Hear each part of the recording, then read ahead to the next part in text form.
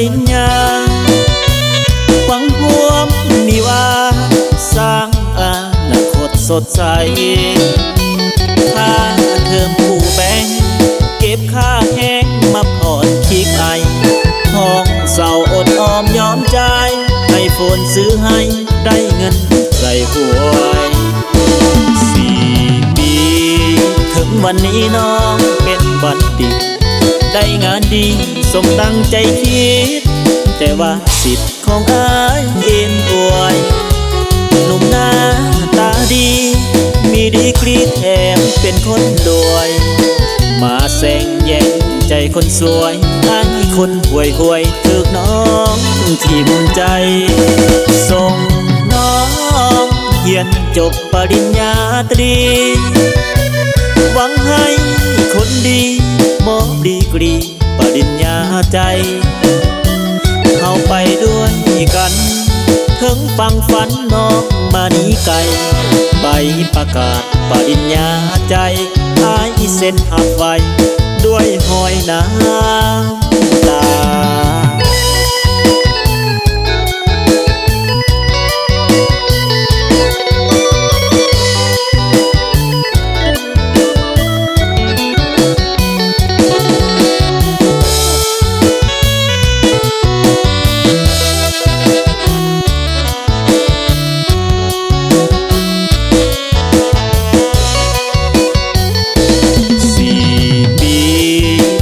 วันนี้น้องเป็นบัณฑิตได้งานดีสมตั้งใจคิดแต่ว่าสิทธิ์ของอายเอ็นอวยหนุ่มหน้าตาดีมีดีกรีแถมเป็นคนรวยมาแซงแย่งใจคนสวยอ้างคนห่วยห่วยถึกน้องทิ่มใจส่งน้องเรียนจบปริญญาตรีหวังให้คนดีมอบดีกรีปริญญาใจเข้าไปด้วยกันถึงฟังฝันน้องมานี้ไกลใบประกาศปริญญาใจอายเส้นหักไว้ด้วยหอยน้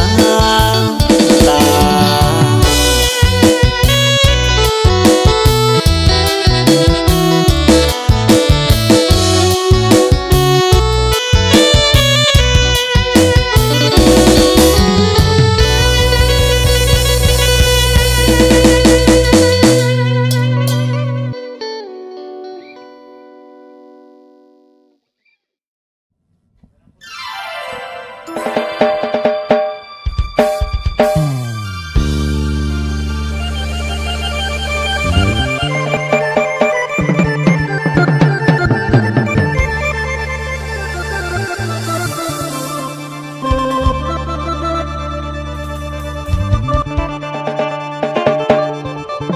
คิดฮอดสาวคนเทอยู่ที่สวนกาแฟ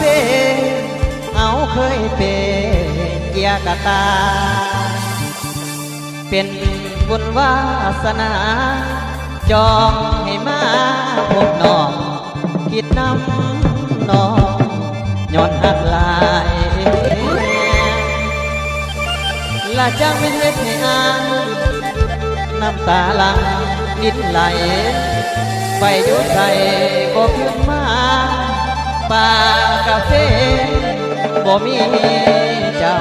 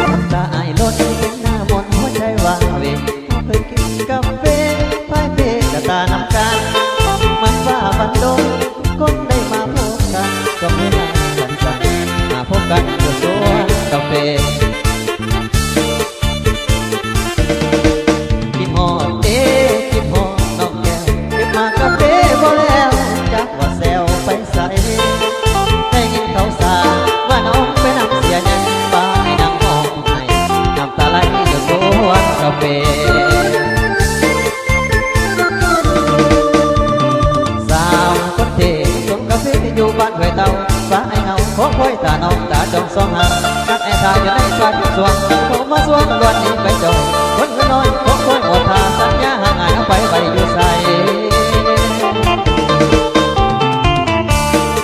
เสียซื้อกาแฟเขานั้นมีรถใหญ่มีพวงของให้เจ้ากลับไปน้ำเขาสวนกาแฟอยู่ที่บ้านห้วยเตาจิบสวนกาแฟอยู่ที่บ้านห้วยเตาผู้บ่นอนน้องสาวว่าให้พวกเราน้ำตาไหลนองมากาแฟสุกให้เป็นหัวซองให้นักคอยคองน้องด้วยใจอ้างว่าจะไม่สัญญาว่าสิเก็บกาแฟกาแต่วันนี้นวลนาจะทางดูใสก็มาบ้านห้วยเต้าเก็บเมืองฟ้าซองได้พบนวลน้องตอนมาเก็บกาแฟมีความสัมพันธ์กันยังโอเคคิดว่าเป็นบุพเพวาสนาได้มาพบพา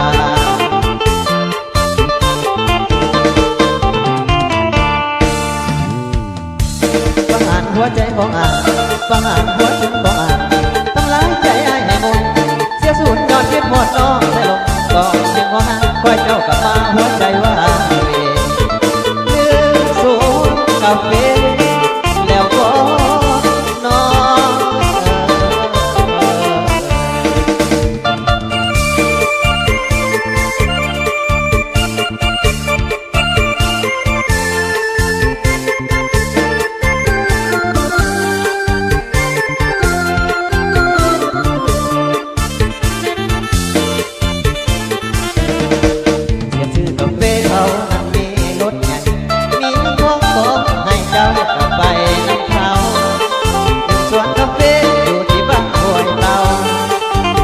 นกาแฟอยู่ที่บ้านห้วยเตา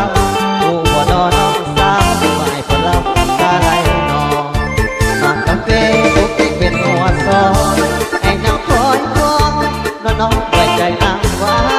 เจ้าเคยสัญญาว่าสิเก็บกาแฟกาเจ้าเคยสัญญาว่าสิเก็บกาแฟกาแต่วันนี้นวลนางได้ผ่านผู้ใส่บ่มาบ้านห้วยเต้าเขตเมืองปากซองได้พบนวลน้องตอนมาเก็บกาแฟมีความสัมพันธ์หักกันอย่างโอเคคิดว่าเป็นบุพเพบุญวาสนาได้มาพบผ่าน